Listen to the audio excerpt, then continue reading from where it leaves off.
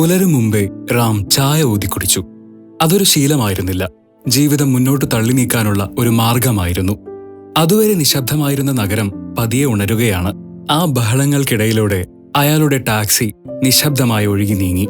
ഒഴിഞ്ഞ തെരുവിലെ ക്ലോക്കിൽ സമയം മുന്നോട്ടു നീങ്ങുന്നു. അയാൾ മണിക്കൂറുകൾ എണ്ണിക്കൊണ്ടിരിക്കുന്നു. പണമല്ല. ചില ദിവസങ്ങൾ അങ്ങനെയാണ്, ഒന്നും മിച്ചം വെക്കാനില്ലാതെ.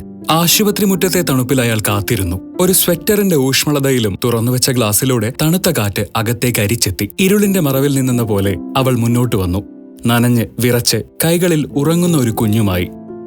അവൾ അടുത്തേക്ക് വരുന്നത് അയാൾ നിശബ്ദമായി നോക്കിയിരുന്നു. ആരും ഒന്നും സംസാരിച്ചില്ല. നനഞ്ഞ റോഡിൽ ടയറുകൾ ഉരസുന്ന ശബ്ദം മാത്രം. അയാൾ വണ്ടിയെടുത്തു. അവൾ തന്റെ ലോകത്തെ നെഞ്ചോട് ചേർത്ത് പിടിച്ചിരുന്നു. ടാക്സി വേഗത കുറച്ചു. മീര ഇറങ്ങാൻ തയ്യാറായി. റാമിന്റെ മുഖത്ത് ഒരു ഭാവവ്യത്യാസവുമില്ലായിരുന്നു. അവൾ പേഴ്സിനായി തിരഞ്ഞു. അയാൾ മൃദുവായി തടഞ്ഞു.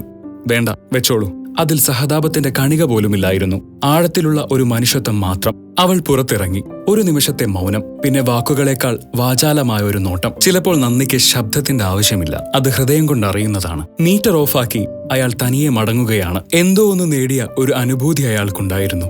ഇന്നത്തെ ദിവസം വളരെ പ്രത്യേകത തോന്നി. അയാൾ ടാക്സി കഴുകി തുടച്ചു. അതൊരു ജോലിയായിട്ടല്ല, കരുതലോടെ, ശ്രദ്ധയോടെ ആയിരുന്നു. പെട്ടെന്ന് അപരിചിതമായ നമ്പറിൽ നിന്നൊരു കോൾ വന്നു. മാറ്റങ്ങൾ പലപ്പോഴും ഒരു ഹലോയിൽ നിന്നാണല്ലോ തുടങ്ങുന്നത്. ഞാൻ ജോ. ഇന്നലെ രാത്രി എന്റെ മകളെയും പേരക്കുട്ടിയെയും വീട്ടിലെത്തിച്ചത് നിങ്ങളായിരുന്നു. വിഷമമേറിയ സാഹചര്യത്തിൽ നിങ്ങളുടെ മനുഷ്യത്വമുള്ള ആ പ്രവൃത്തി അവൾക്ക് നൽകിയ ആത്മവിശ്വാസം വളരെ വലുതാണ്. റാം ഒന്നും മിണ്ടാതെ കേട്ടിരുന്നു. നിങ്ങൾ അവൾക്ക് മാന്യതയേകി, ജോ പറഞ്ഞു. റാം മറുപടി പറഞ്ഞില്ല. ഹൃദയം കൊണ്ട് മനസ്സിലാക്കുന്ന കാര്യങ്ങൾക്ക് അയാൾക്ക് ഒരിക്കലും വാക്കുകളുടെ ആവശ്യമില്ലായിരുന്നു. അവൻ വീണ്ടും അതേ വഴികളിലൂടെ അവന്റെ ടാക്സി ഓടിച്ചുപോയി. പക്ഷെ അതൊരു മാറ്റത്തിന്റെ തുടക്കമായിരുന്നു. അവൻ നിലം തൂത്തുവൃത്തിയാക്കി. ആരും കാണാനില്ലെങ്കിലും ചെയ്യുന്ന ഓരോ കാര്യത്തിലുമുള്ള ഒരു ശ്രദ്ധയാണ് ഒരാളെ വ്യത്യസ്തനാക്കുന്നത്.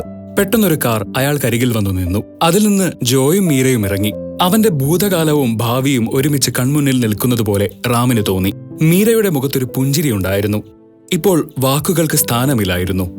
ജോ അയാൾക്കൊരു ജോലി വാഗ്ദാനം ചെയ്തു, ഒരു സ്ഥിര വരുമാനം. ഇത്രയും വലിയൊരു നന്മ എങ്ങനെ സ്വീകരിക്കണമെന്നറിയാതെ റാം ഒരു നിമിഷം പകച്ചു നിന്നു. മീര പുഞ്ചിരിച്ചു. അതൊരു ജോലിയായിരുന്നില്ല, വിശ്വാസത്തിന്റെ നേർത്ത ഒരു പാലമായിരുന്നു റാമിന്. മീരയുടെ കണ്ണുകൾ ഒരുപാട് കാര്യങ്ങൾ പറയുന്നുണ്ടായിരുന്നു. ഒരു സമ്മാനം സ്വീകരിക്കാൻ മടിക്കുന്ന കുട്ടിയെപ്പോലെ റാം തല കുനിച്ചു. ജോയുടെ വാക്കുകൾ സൗമ്യവും ആദരവ് നിറഞ്ഞതുമായിരുന്നു.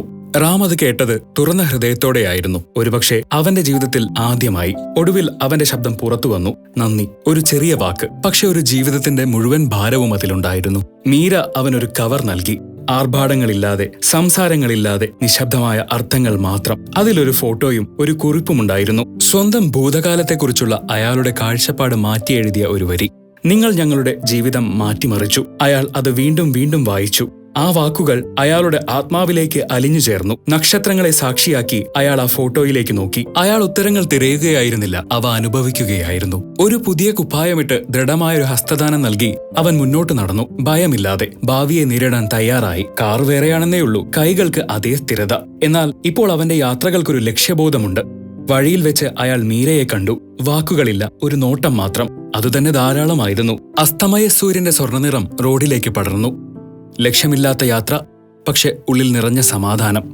ഒറ്റയ്ക്കിരുന്ന് ഭക്ഷണം കഴിക്കുമ്പോഴും അയാൾക്ക് ഏകാന്തത തോന്നിയില്ല. പിന്നിലെ ഷെൽഫിലിരിക്കുന്ന ആ ഫോട്ടോ എല്ലാം പറയുന്നുണ്ടായിരുന്നു. വീടിന്റെ ഉമ്മറപ്പടിയിലിരുന്ന് അയാൾ പുഞ്ചിരിച്ചു. നക്ഷത്രങ്ങൾ മറുപടി നൽകുന്നില്ല, പക്ഷേ അവ കേൾക്കുന്നുണ്ടായിരുന്നു. അയാൾ വീണ്ടും ആ ആശുപത്രിക്ക് മുന്നിൽ നിന്നു. പക്ഷേ ആ ഓർമ്മകൾക്കിപ്പോൾ വേദനയുടെ നിറമില്ലായിരുന്നു, പുതിയ അർത്ഥങ്ങൾ മാത്രം. വഴിയിൽ ഒരാളെ സഹായിക്കാനായി അയാൾ വണ്ടി നിർത്തി. ക്യാമറകളില്ല, പ്രതിഫലമില്ല. ഒരു മനുഷ്യൻ മറ്റൊരു മനുഷ്യനെ സഹായിക്കുന്നു, അത്രമാത്രം. അയാൾ തന്റെ പുതിയ കാർ വെട്ടിത്തിളങ്ങുന്നത് വരെ തുടച്ചു. ഇതിപ്പോൾ വെറുമൊരു ജോലിയല്ല, അഭിമാനത്തിന്റെ ഒരു അടയാളമാണ്. ഇപ്പോൾ അവൻ ശാന്തമായാണ് വണ്ടി ഓടിക്കുന്നത്. അവന്റെ കഥ മുൻസീറ്റിലെ നിശബ്ദനായ ഒരു യാത്രക്കാരനെ പോലെ കൂടെ തന്നെയുണ്ട്. അവൻ കടന്നുപോകുന്നത് മീരയും കുട്ടിയും നോക്കി നിന്നു. ഒരു നോട്ടം, ഒരു പുഞ്ചിരി, അത്രമാത്രം. ആ നിശബ്ദത വാക്കുകളേക്കാൾ വാചാലമായി. മീറ്ററിനടുത്തുള്ള ഒരു ഫോട്ടോ അയാൾ മെല്ലെ നേരെ വെച്ചു. അയാളുടെ നിശബ്ദനായ വഴികാട്ടി. ആ കാർ അസ്തമയ സൂര്യന്റെ പ്രഭയിലേക്ക് മാഞ്ഞുപോയി. അതിനുള്ളിൽ സ്വയം മിനുക്കിയെടുക്കുന്ന ഒരു മനുഷ്യൻ മാത്രം.